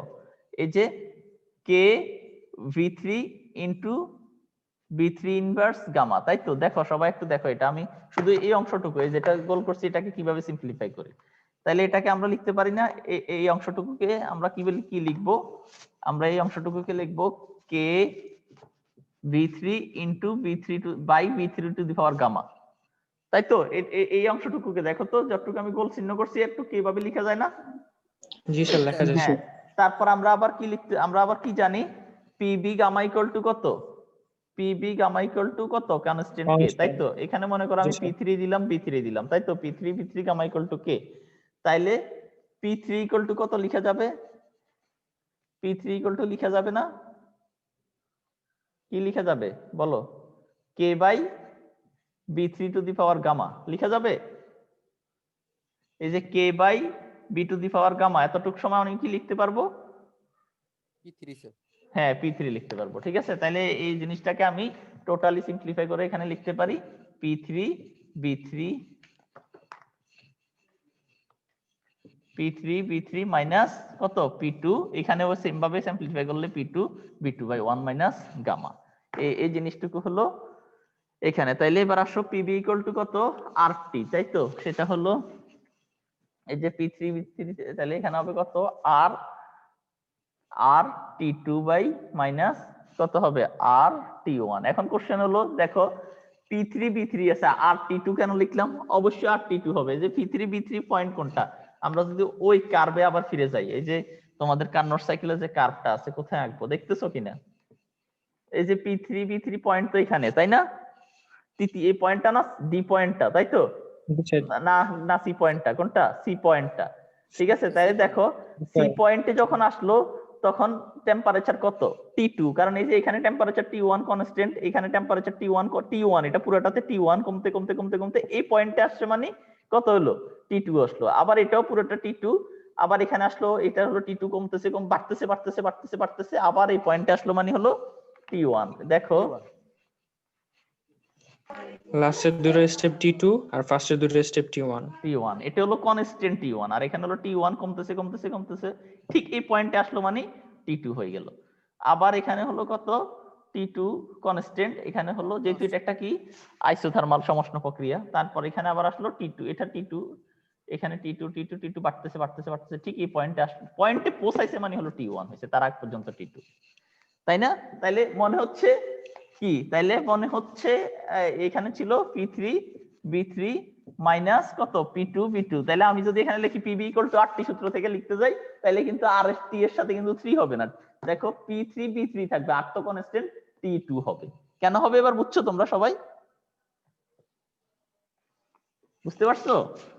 তাইলে এটা হলো r2 minus t 1 minus gamma, তাই তো? এই যে r কমন নিয়ে নিলে t2 minus T1 by 1 minus কত? গামা। এটা হলো আমাদের সেকেন্ড স্টেপে কি পরিমাণ কাজ হয়েছে সেই জিনিসটুকু। এই যে এখানে আমি দেখো শীটের মধ্যে ভালোভাবে ক্যালকুলেট করে দিছি, ঠিক আছে? তাহলে বুঝতে কোনো অসুবিধা আছে কিনা বলো তো এই দুইটা স্টেপে? না স্যার। নাই, জি তাই না তো? স্যার, কোনো অসুবিধা নেই। আচ্ছা, বাকিদের কি অবস্থা? আছো কতজন? জি স্যার, আছে স্যার। কতজন আছো দেখি? 117 জন, অনেক তো, অনেক আছো তো। আমি তো শুধু এতক্ষণ কথাই বলতেছি, আমি এই জন্য খেয়াল করিনি আর কতজন আছো না আছো।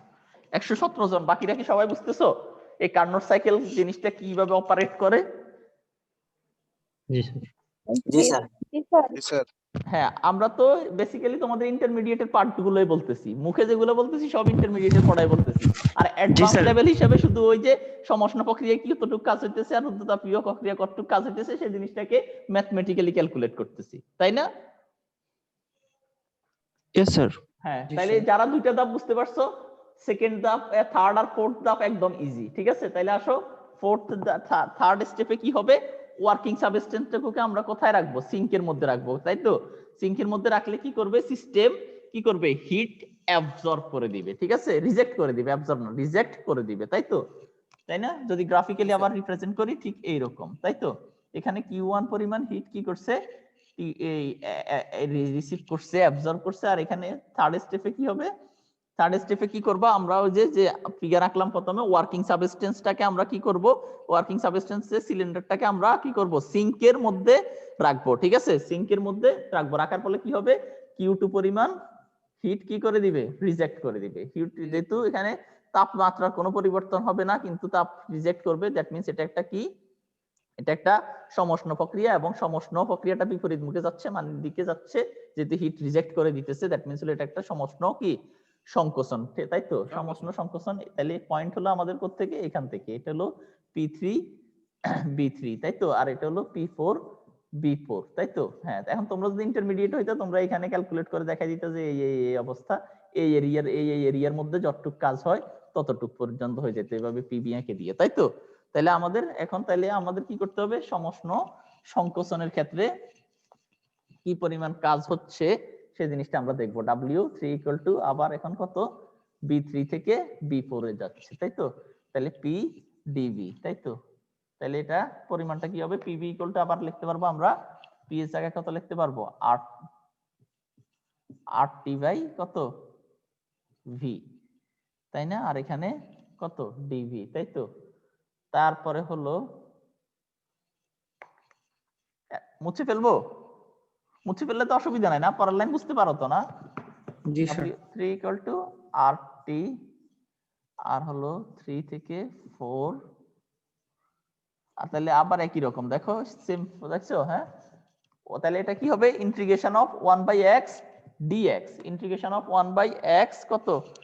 dx, ইন্টিগ্রেশন অফ, জি ওই যে স্যার। দেখো এখানে নরমাল ম্যাথমেটিক্স, একদম বোর্ডে দেখো, না বুঝলে আমাকে সাথে সাথে বলবা। তাহলে W3 = আমরা লিখতে পারবো RT ln অফ কত? B4 বাই কত? V, B4/B3। হ্যাঁ, B4/B3, তাই তো?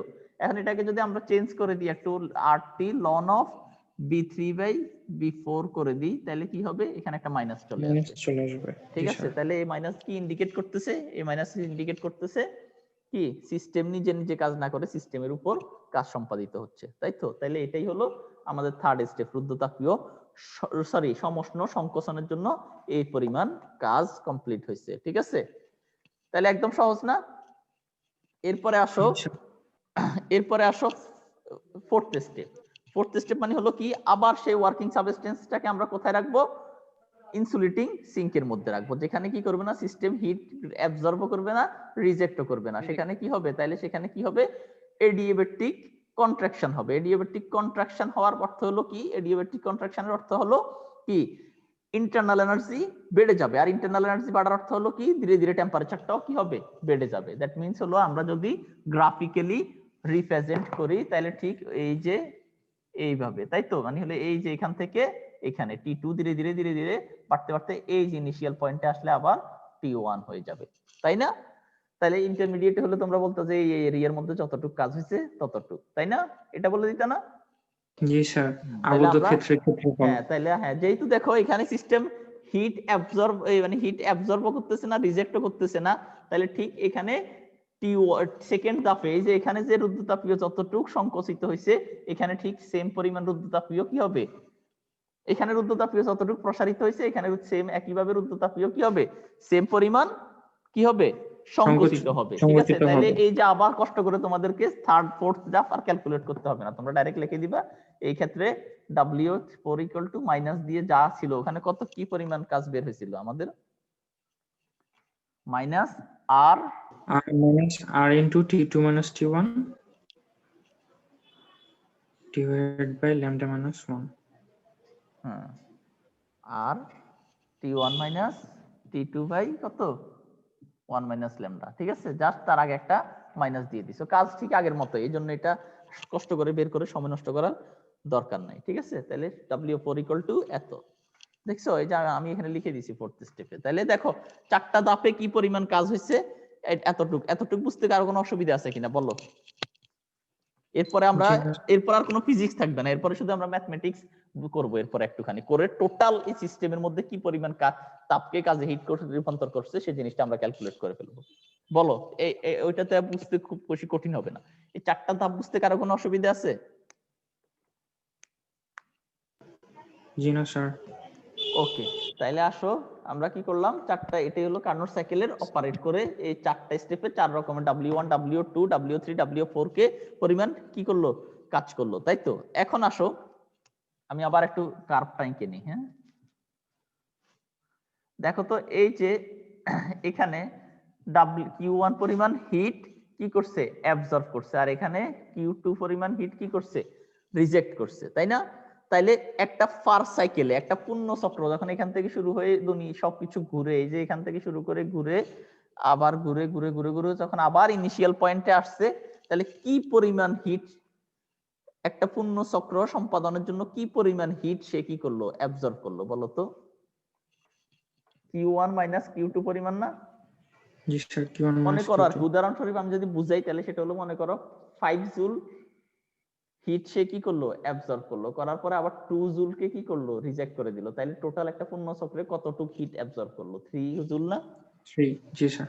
তাই তো, এটা জি না? স্যার। হ্যাঁ, এটা হলো এতটুকু Q1 মাইনাস Q2 পরিমাণ কি করছে, একটা পূর্ণ চক্রে কি করলো, এই জন্য সম্পাদনের জন্য Q1 Absorb মাইনাস করছে। Q2 পরিমাণ হিটকে কি করলো, অ্যাবজর্ব করলো। আর এই Q1 মাইনাস Q2 যতটুকু পরিমাণ হিট সে অ্যাবজর্ব করলো সেটাকে সে কি করবে, টোটাল কাজে রূপান্তর করবে। তাহলে টোটাল যে W হবে আমাদের, সেই W সমান কত, Q1 মাইনাস কত, Q2। ঠিক আছে, তাহলে আসো টোটাল Wটা সমান কত হবে, টোটাল W সমান হবে, টোটাল W সমান হবে W1 plus W2 plus W3 plus কত, W4।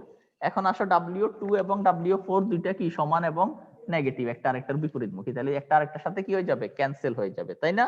তাহলে W ইকুয়াল টু কত, W1 প্লাস কত, W3।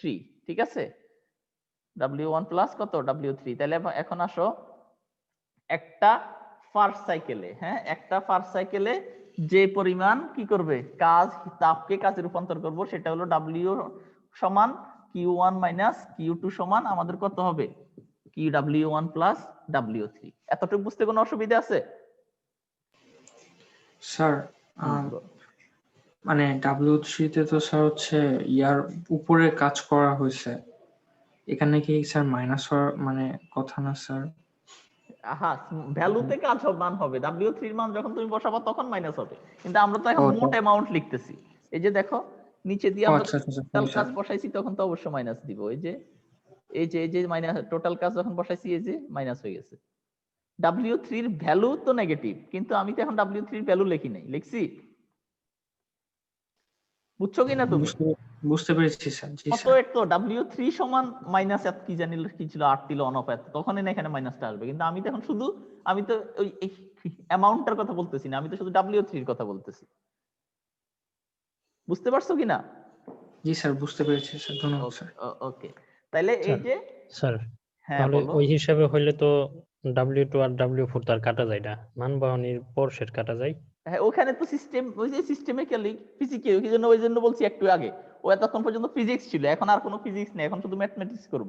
ওখানে কি হচ্ছে, ওখানে W2 এবং W3 তে সিস্টেম ওই যে আমি শুরুতে একদম, তুমি কি একদম শুরুতে ছিল, আমি এরকম একটা ওয়ার্কিং সাবস্টেন্স আঁকছি, তারপর একটা সোর্স, একটা কি বলে স্ট্যান্ড, একটা সিঙ্ক আঁকছি।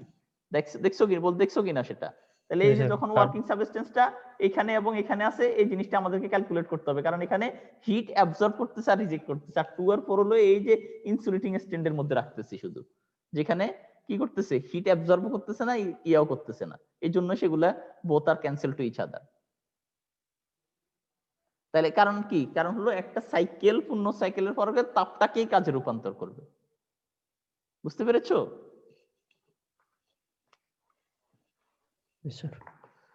ওকে, তাহলে আসো, হ্যাঁ W1, তাহলে W সমান Q2 minus Q1 minus Q2, ঠিক আছে? যেটার কি এই ফলাফলটাই হবে কি, absorbing heat in a per unit cycle, আর এটা হলো work done in a per unit cycle, both আর ইকুয়াল। আর টোটাল ওয়ার্ক, এটা হলো কি টোটাল ওয়ার্ক ডান, ঠিক আছে? তাহলে এখন আসো, এত সহজ এবার ক্যালকুলেট করা। এবার ক্যালকুলেট করতে গেলে আমরা যদি এখানে লিখো, এখানে লিখে দাও, কোনো অসুবিধা নেই। W1 সমান কত ছিল বলো তো একটু? RT1, তারপর লন অফ কত V2 মাইনাস কত V1, মাইনাস এই যে দেখো RT2 লন অফ কত হবে V3 মাইনাস কি V4। এই যে দেখো তানভীর, তুমি যে কথাটা বলছো এখানে দেখো, এই W1 প্লাস W2 লিখছি, তার পরের লাইনে কিন্তু এখানে মাইনাস হয়ে গেছে, দেখছো কি না? জি স্যার। হ্যাঁ, ওই যে তুমি যখন ভ্যালু বসাবা তখন তো অবশ্যই এই পরিমাণ ওয়ার্ক ডানটা নেগেটিভে আসবে, তাই না? ওকে, তাইলে এবার আসো এতটুকু পর্যন্ত। এটা হলো এই পার ইউনিট সাইকেলের ক্ষেত্রে এই পরিমাণ হিট অ্যাবজর্ব করে এই পরিমাণ কি করছে, কাজে রূপান্তর করছে, আর সেটাই হলো আমাদের টোটাল ওয়ার্ক ডান। এখন এই টোটাল ওয়ার্ক ডানের ক্ষেত্রে RT1 loan V2 minus V1, RT2 loan V3 by V4। এখন আমরা যেটা করব, যেহেতু আমরা এখানে কিসের সাথে সম্পর্ক, টেম্পারেচার এবং ভলিউমের সম্পর্ক। আমরা জানি, আমরা যে ডিএবেটিক রিলেশন গুলো পড়ছিলাম, একটা প্রমাণও করছিলাম P V gamma equal to K. এরকম আরেকটা টেম্পারেচার আর ভলিউমের ক্ষেত্রে রিলেশন আছে, T V gamma minus 1 equal to K. মনে আছে কিনা তোমাদের? জি স্যার, এরকম একটা ছিল। হ্যাঁ, এই যে এই রিলেশনটাকে এখন কাজে লাগাই আমরা কি করব, এই জিনিসটাকে ম্যাথমেটিক্যালি সিম্পলিফাই করব, ঠিক আছে? এটার জন্য ম্যাথ তো না করলেও চলবে। তোমরা দেখো এই যে আমার পিডিএফ ফাইলটা এখানে শেয়ার করা আছে। তাহলে দেখো এ এবং ডি দুটোর ক্ষেত্রে কি হবে, এ এবং ডি এর ক্ষেত্রে কি হবে, এই যে ফিগার যদি চিন্তা করো, আবার ফিগার যদি চিন্তা করো, মার্কারে তো কালি নেই, মার্কার দেখতেছো কিনা তোমরা?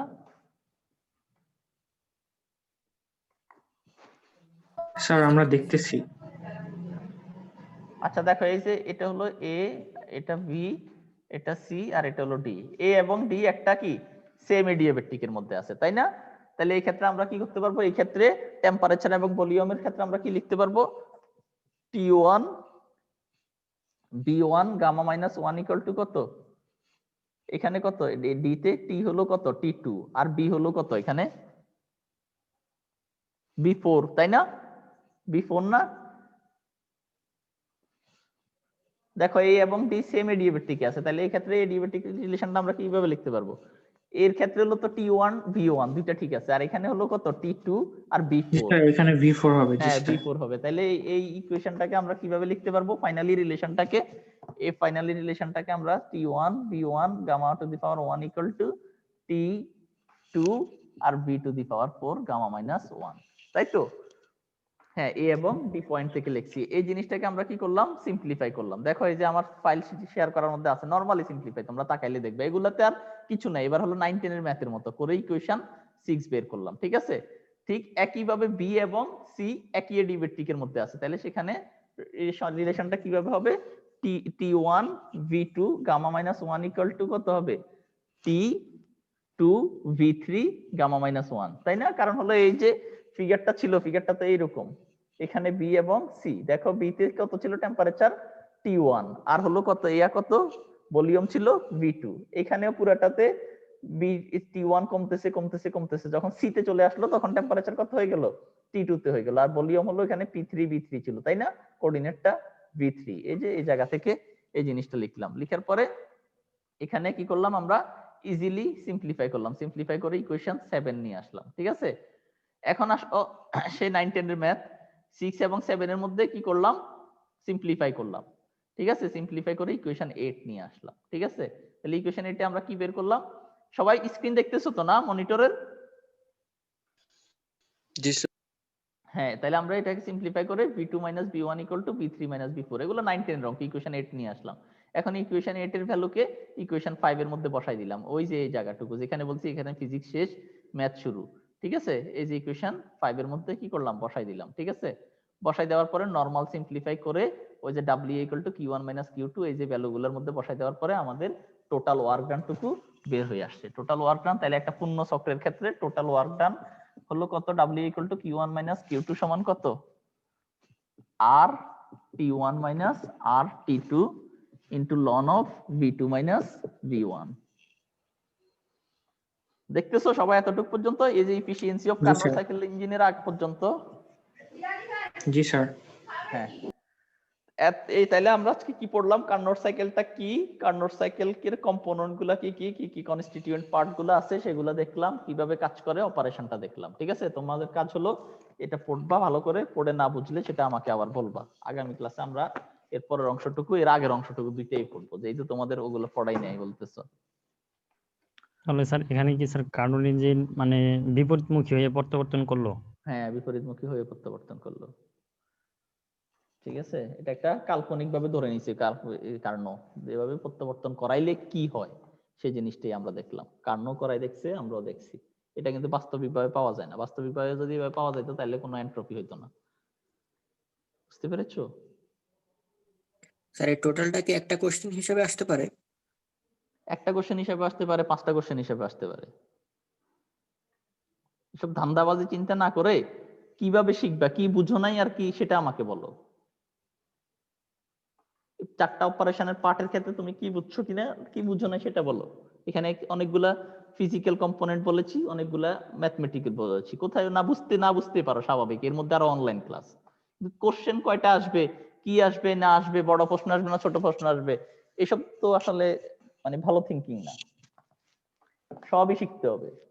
কার্নোট সাইকেল কাকে বলো শিখতে হবে, কার্নোট সাইকেলের বর্ণনাগুলো শিখতে হবে, কার্নোট সাইকেলের অপারেশনটুকু আসতে পারে। যেমন গতবার পরীক্ষায় শুধু অপারেশনটুকু আসছে, কাকে বলেও আসে নাই, কার্নোট সাইকেলের কম্পোনেন্টের বর্ণনাও আসে নাই। ঠিক আছে, কোশ্চেন যে করে সে যেভাবে করুক, অসুবিধা, আমাদের অসুবিধা কি? আমরা তখন পড়তেছি, আমরা তো সবই পড়তে হবে। আমাদের টার্গেট হলো কি, এখানে আমরা বুঝতেছি কি বুঝতেছি না সেটা হলো মেন কথা। না বুঝবা আবার বলবো, না বুঝবা আবার বলবো, কোনো অসুবিধা নেই। এই জন্য রেফারেন্স হিসেবে দেখো, কম্পোনেন্ট গুলোর বর্ণনার জন্য আমি আবার কি করেছি, এখানে তোমাদের ইয়েটা আবার দিয়ে দিয়েছি, কি বলে, এই যে ব্রিজলালের বই থেকেও তোমাদেরকে আমি এটা পাঠাইছি। দেখো আজকে যে মেলটা পাঠাইছি ক্লাস শুরুর 2 মিনিট আগে, আর সেটা হলো যে দেখো এই যে কার্নোট সাইকেলের কম্পোনেন্ট গুলোর বর্ণনা, এই যে সোর্স, সিঙ্ক, ওয়ার্কিং সাবস্টেন্স, এই যে ফিগার গুলা, এই যে বর্ণনা একটুকু, মানে কার্নোট সাইকেলের দেখতেছো কিনা, এসেনশিয়াল কম্পোনেন্ট গুলা কি কি থাকে এগুলা, আর এই যে বর্ণনা গুলা। ঠিক আছে, ফিগারটা, এই ফিগারটা না আমি শুরুতে আঁকলাম একদম আজকে। জি স্যার, শুরুতে এঁকেছেন হ্যাঁ, এই যে স্যার। এটাই তো অপারেট করতেছে, আর একটা পূর্ণচক্র হইতেছে, তাই না? কার্ভ গুলো আসতেছে, তাই তো? এই যে ওয়ার্কিং সাবস্টেন্স সোর্সের মধ্যে বসাইতেছি, মানে হলো কি হইতেছে, ওয়ার্কিং সাবস্টেন্সটা হিট অ্যাবজর্ব করতেছে, আর অ্যাবজর্বের মধ্য দিয়ে কি হইতেছে, যেহেতু তাপমাত্রার কোনো পরিবর্তন হইতেছে না, এখানে একটা কি হইতেছে, সমষ্ণ প্রসারণ হইতেছে, আর অটোমেটিকলি কার্ভটা এমন হয়ে যেতেছে এখান থেকে, তখন এই পয়েন্ট থেকে সমষ্ণ প্রসারণ হয়ে এখানে চলে আসলো, এই থেকে বিতে চলে আসলো। তারপরে আবার এটাকে আমরা কি করতে পারবো, ওয়ার্কিং সাবস্টেন্সকে আবার ইনসুলেটিং স্ট্যান্ডের মধ্যে বসাইলাম, বসানোর সাথে সাথে কি হলো, হিট অ্যাবজর্বও করতেছে না, রিজেক্টও করতেছে না। ঠিক আছে, তাহলে কি হলো, সেই ক্ষেত্রে ইন্টারনাল এনার্জি কি করতেছে, ডিক্রিজ করতেছে। আর ইন্টারনাল এনার্জি ডিক্রিজ করার মানে হলো টেম্পারেচারটাও ধীরে ধীরে ডিক্রিজ করতেছে। এই যে সি পয়েন্টে চলে আসলো। ঠিক আছে, তারপরে কি হলো, আবার এটাকে আমরা কোথায় বসাইলাম, সিঙ্কের মধ্যে দিয়ে দিলাম। ঠিক আছে, সিঙ্কের মধ্যে যখন দিলাম তখন আবার কি করলো, এখানে তো হিট অ্যাবজর্ব করেছে Q1 পরিমাণ, আর এখানে কি হবে, হিট তখন রিজেক্ট করে দিবে। রিজেক্ট করে দেওয়ার সাথে সাথে তাহলে বিপরীতমুখী হবে, বিপরীতমুখী হওয়ার সাথে সাথে এই যে এখানে চলে আসলো সি থেকে ডি তে। টেম্পারেচার তো কনস্ট্যান্ট, এখানে T2 আসলো, এটা T2 টা পুরোটা এখানে কনস্ট্যান্ট। এরপর আবার এটাকে আমরা কি করলাম, ইনসুলেটিং স্ট্যান্ডের মধ্যে বসাই দিলাম। তাহলে কি হলো, হিট অ্যাবজর্ব করবে না, রিজেক্ট করবে না, ইন্টারনাল এনার্জি কি করবে, ইনক্রিজ করবে। ইন্টারনাল এনার্জি ইনক্রিজ করার অর্থ হলো টেম্পারেচারটা আবার বাড়তে থাকবে। এই যে T2 তখন পর্যন্ত এখানে কনস্ট্যান্ট ছিল, সেই T2 টা আবার ধীরে ধীরে ধীরে ধীরে বাড়তে ঠিক এই পয়েন্টে আসে, ইনিশিয়াল স্টেটে চলে আসার মধ্য দিয়ে একটা পূর্ণচক্র হবে। তাহলে আমরা কি শিখলাম? এই যে প্রথম স্টেপ, সেখানে কি পরিমাণ কাজ হয় সেটাকে আমরা ম্যাথমেটিক্যালি ক্যালকুলেট করেছি, এখানে কতটুকু হয় সেখানে ম্যাথমেটিক্যালি ক্যালকুলেট করেছি, এখানে ক্যালকুলেট করেছি, এখানে ক্যালকুলেট করেছি। এই যে সেকেন্ড স্টেপ এবং ফোর্থ স্টেপ, এখানে দুটোতে কি করে, যেতে হিট অ্যাবজর্ব করে না, করে না, এই জন্য এটা একটা আরেকটার সাথে ক্যান্সেল হয়ে গেল। কিন্তু এখানে কেন হয় নাই? কারণ হলো এটা হলো একটা পূর্ণ চক্রে কতটুকু পরিমাণ কাজ করে সেই জিনিসটা হলো W হলো Q1 - Q2। আমি যেটা উদাহরণ হিসেবে বোঝার জন্য তোমাদেরকে বলছি, 5 জুল যদি এখানে কি করে অ্যাবজর্ব করে আর 2 জুল যদি কি করে রিজেক্ট করে, দেন W কত? 3 জুল। আর 3 জুল মানে হলো Q1 - Q2, যেটা সমান হলো কিসের সমান? যেটা হলো ফার্স্ট স্টেপ এবং থার্ড স্টেপে যতটুকু হয়েছে তার যোগফলের সমান। পরে সেই দুইটাকে আমরা যোগ করলাম, যোগ করার পরে 9 10 এর মতো করে সিম্পলিফাই করলাম। ইকুয়েশন যেটা আমি ওই যে হাতে লিখার ওখানে ছিল, ইকুয়েশন কত? 6 7 8। তারপর 8 এর ভ্যালুটাকে আবার ওই যে এই জায়গাটুকু যেটা, এটাকে আমি মনে ইকুয়েশন 5 দিয়েছিলাম, এই ইকুয়েশনের মধ্যে বসাই দিছি। বসাই দেওয়ার পরে দেন টোটাল ওয়ার্ক ডান আমরা কি করছি? পেয়ে গেছি। ঠিক আছে, তাহলে কি কি পড়লাম? কার্নোট সাইকেলটা কি, কার্নোট সাইকেলের কনস্টিটিউয়েন্ট পার্ট গুলা, আর হলো কার্নোট সাইকেলের অপারেশন করে, অপারেশনের মধ্য দিয়ে একটা পূর্ণ চক্র সম্পাদিত হওয়ার মধ্য দিয়ে যে পরিমাণ তাপকে কাজে রূপান্তর করে এই জিনিসটা। তাহলে আমরা দুটো ছোট ছোট প্রশ্ন পড়ছি। কার্নোট সাইকেল কি, এটাও একটা ছোট প্রশ্ন। কার্নোট সাইকেলের কনস্টিটিউয়েন্ট পার্ট, এগুলো একটা ছোট প্রশ্ন। আর একটা বড় প্রশ্ন, সেটা হলো কার্নোট সাইকেলের অপারেশনটুকু। ঠিক আছে, বুঝতে কোনো অসুবিধা আছে কিনা বলো? না স্যার। জি না স্যার, বুঝতে কোনো অসুবিধা নেই স্যার। বুঝতে কোনো অসুবিধা নাই না? আচ্ছা ঠিক আছে, তাইলে তারপরও তো পুরোটা তার বোঝা যাবে না, বাসায় পড়তে হবে। ঠিক আছে, এই জন্য আমি হাতে লেখা পাঠটুকু দিয়েছি, ওই কি বলে বইটুকু দিয়েছি। পড়ো ভালো করে, না পড়ে আবার 100% না বুঝাটাই স্বাভাবিক, যেহেতু আসলে অনলাইন ক্লাস, অনেকের নেটওয়ার্ক চলে যায়, হুট করে ইলেকট্রিসিটি চলে যায়। তা পড়ো, পড়লে আশা করি বুঝবা, খুব বেশি কঠিন না। তারপরে সমস্যা থাকবে, সমস্যা থাকলে দরকার হলে আমরা আগামী ক্লাসে আবার আলোচনা করব। এটা একটু খুব ইম্পর্টেন্ট। স্যার রেকর্ডটা দিয়ে দেন আমাদের। আচ্ছা ঠিক আছে, তাহলে দিয়ে দেব। ঠিক আছে স্যার, একটা কোশ্চেন অনেকক্ষণ হ্যাঁ, যাবত sure, বলতে বলো। চাচ্ছিলাম কিন্তু বলতে পারছি না। হ্যাঁ বলো। তবে স্যার মানে পানি আর মানে বরফের ক্ষেত্রে স্যার মানে কেমনে স্যার বিপরীতমুখী হয়ে প্রত্যাবর্তন করে স্যার? এটা তো একটা কাল্পনিক ইঞ্জিন, আগেই তো বলছি। কার্নোট সাইকেল তো একটা কার্নোট কল্পিত ইঞ্জিন। কার্নোট চিন্তা করে দেখছি এইভাবে যদি হয় কেমন হবে। একদম শুরুতে বলছি না আজকে প্রত্যাগামী প্রক্রিয়া আর অপ্রত্যাগামী প্রক্রিয়া। হ্যাঁ বলো স্যার, কার্নোর সাথে আমরা কি মানে এটা মানে আদর্শ ধরে নিছি এখন, এটা অনুযায়ী স্যার আমরা একটা ইঞ্জিনের আমাদের বাকি মানে কেমন কোয়ালিটি সম্পন্ন বা হ্যাঁ আমাদের যত ইঞ্জিন গুলো আছে, হিট ইঞ্জিন, রেফ্রিজারেটর, এগুলা এই ইঞ্জিনকে আদর্শ ইঞ্জিন করে ধরে কাজ করে। কিন্তু এই ইঞ্জিনে দেখো কোনো এন্ট্রপি আছে, কোনো লসিস আছে? কিন্তু আমরা যত ইঞ্জিন আছে সবগুলোতে কিন্তু লস আছে, আর সেখান থেকে কিন্তু এন্ট্রপি হচ্ছে না। তাপকে আমরা পুরোপুরি কাজে রূপান্তর করতে পারতেছি না তো। না স্যার, এটা হলো হ্যাঁ এক্স্যাক্টলি তুমি যেটা বলেছো, এটা একটা আদর্শ ইঞ্জিন ধরে, আদর্শ এবং কল্পিত ইঞ্জিন। এবং এই ফর্মুলার উপর ভিত্তি করে বাকি ইঞ্জিন গুলাকে কি করা হয়েছে। ঠিক আছে, পানি হিট ওই ক্ষেত্রেও কি হবে, তবে 100% এফিসিয়েন্সি আসবে না। ঠিক আছে, এই রিয়া লেখো না কেন, আইডি লেখো না কেন নামের পাশে? এই যে আসিফ নামের পাশে আইডি লিখো না কেন?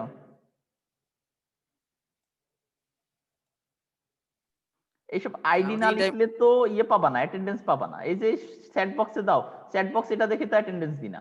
অ্যাটেন্ডেন্স তো এখানে তুমি যে পার্টিসিপেন্ট লিস্ট আছে এখান থেকে আমি ইনফরমেশন নিয়ে দেখি কতক্ষণ ছিল না হলো, কে আছে না আছে এগুলো। আর চ্যাট বক্স হলো আপৎকালীন, মনে করো কোনোভাবে যদি পার্টিসিপেন্ট লিস্ট কখনো সার্ভার থেকে মুছে যায়, তখন হলো ওইটা।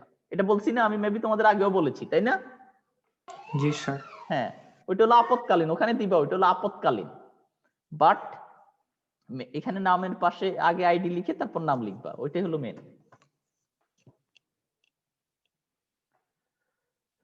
পারলে নামের পাশে ছোট করে একটা সেকশনও লিখে দিবা, নাম লিখে আইডি লিখে সি না ডি ক্যাপস করে লিখে দিবা, বড় করে ক্যাপস লকে। ঠিক আছে, ঠিক আছে, তাহলে সবাই ভালো থাকো, সুস্থ থাকো। জি স্যার, আল্লাহ আপনি ভালো থাকবেন স্যার। আসসালামু আলাইকুম। আসসালামু আলাইকুম। আসসালামু আলাইকুম।